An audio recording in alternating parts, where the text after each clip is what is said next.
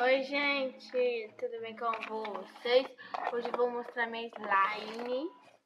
Oi, que eu fiz pra minha amiga Laura.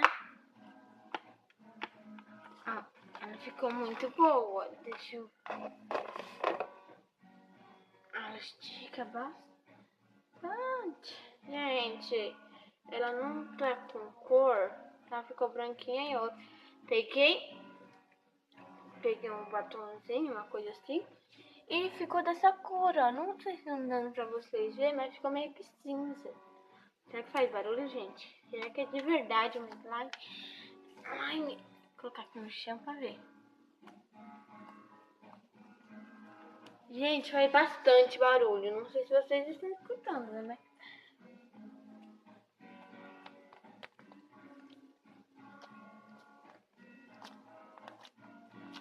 Eu acho que eles não estão escutando, gente. Escutaram, gente?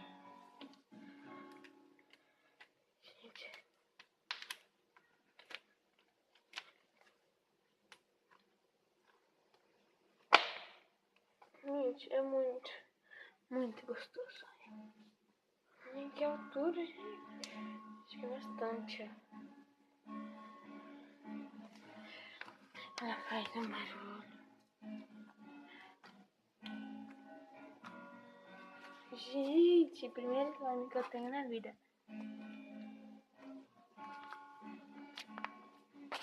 Olha, vocês falam que não tô mentindo, que não é slime.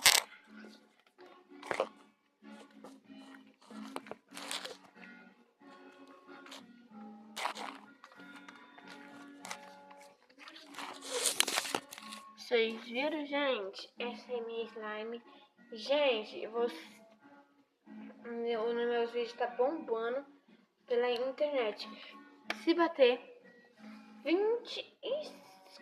40 inscritos, não, 20 inscritos e 30 likes, eu vou ensinar vocês a fazer uma ameba, não, uma slime,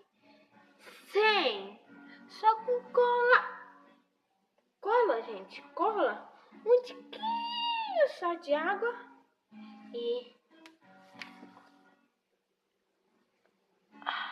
sabão em pó ou sabão líquido, que são os dois, gente. Então, gente, hoje esse foi o vídeo. Espero que tenham gostado e tchau, um beijão.